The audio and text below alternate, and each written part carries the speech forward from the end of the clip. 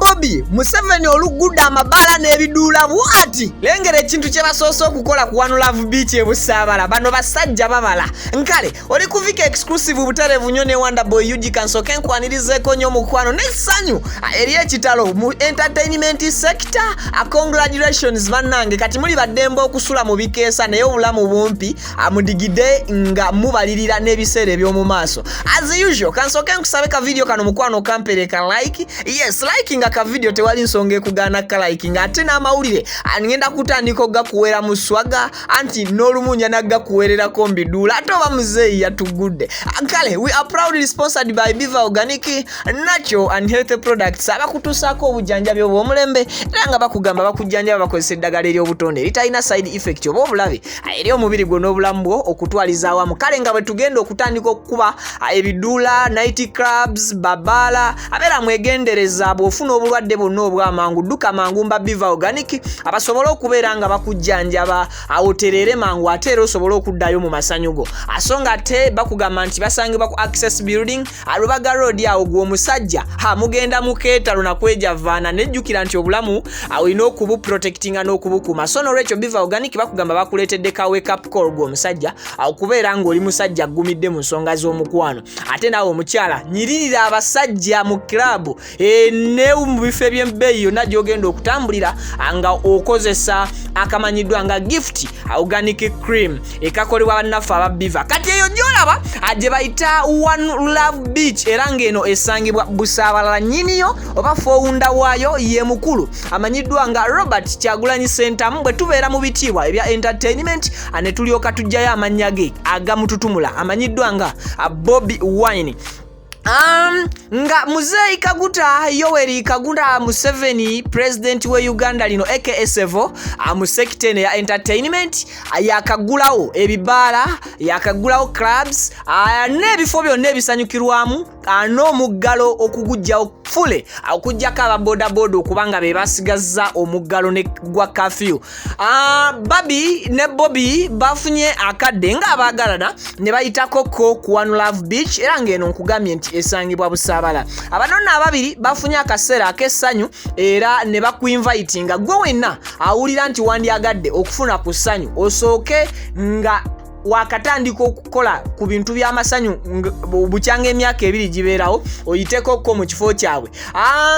Barbie yagezezzaako okufuna shots ez'enjawulo ezooleka amatiribona oba obulungi bw'ekifo kya One Love Beach era nga mu ebyo mwe yasinzidde n'abeera nga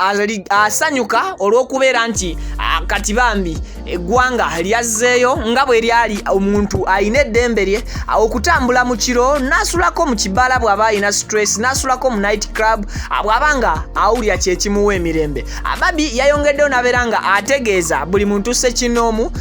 nga bw'abasaba era n'abayinvitinga okujja musanyukire mu bifo ebitaliimu nnyo ndwadde era n'abawa example n'abagamba nti ekifo ky'ogenda okubeera ng'osanyukiramu kyekifo ekitalina bintu byawuka ku nature era nze kennyini ne ntwala obuvunaanyizibwa okunoonyereza ku One Beach eno ayenki yatandika ddi era ebitonotono byenjizuddeko byebyo nenkufunira nature yaayo agwe kennyini osobole okubeera ng'otunula n'okuyisaayisaamu amaaso olabire ddala One Love Beach Barbie ne Bobi gye bakiringira wano nno wakiringirangawo abayimbi bangi nnyo era nga tujjukira bulungi nti eno y'emu ku beach yali esinga okwagalwa omugenzi kati Moses Radio Sekibogo aka Moze Radio era nga waliyo n'ekijjukizo kye bw'oliba oyiseeyo olikisanga era n'okiraba anti yalekayo ne record ye muyimbi yasiigayo ekifaananyi nga akikubye mu ngalo nga akikubye na ngalo ze ana mikono gye ate era nga yakuba ekifaananyi ekyo oba ekisiiga ekyo ekiriyo nga takakiddwa.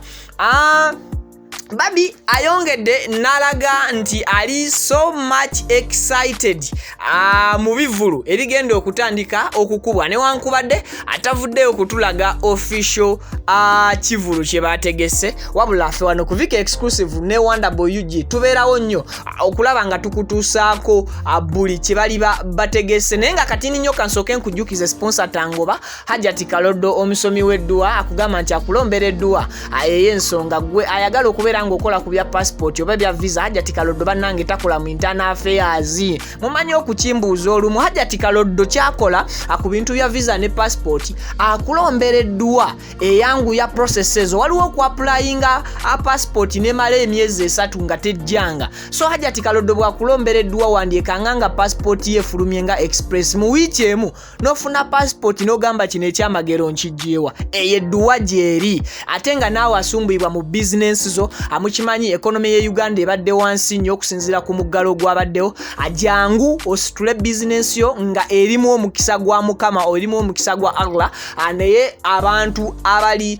special mwekyo ye Hajati Kaloddo kubanga akulombera edduwa so nga naawe anoonya omubeezi ow'okubeera naye mu kaseera kano ke tugendamu ak'amasanyu ajangu Hajati Kaloddo abeere nga akulombera edduwa ey'ensonga teri kyogenda kubeera nga otoma kale n'olwekyo akugamba asangibwa Wakiso eba omukontaktingeko ku nnamba eyo ajolaba mu kabox aka black esembya 067 era nga kuliko Hajati Kaloddo omusomi w'edduwa bannaye temubeera mistaken olumu munkubira ne mumpita Hajati Kaloddo ennamba eyo jolaba mu kabox aka black esembya 85 ye yange ya WhatsApp kati olumu mumanyi ogikubako ate ne mumpita Hajati Kaloddo I think ndoza clarification njikoze bulungi ku nsonga eyo kale katusisinkane mu updates eziddako ky'obulina okukola video bwekunyumira giliking nga togisharingengako ne WhatsApp groups ezenjawulo gisharingeko n'emikwano gyonna gyo gigambe bambi agitujoiningeko Virginius the songwriter outer genius productions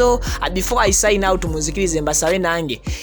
njagala kudigiddamu ayina ekifo yonna gyontwala nkonaako kasimo ngambe Viki ajankukyakazeemu naye making sure nti byendya n'ebyenywa gyebiri sitamiira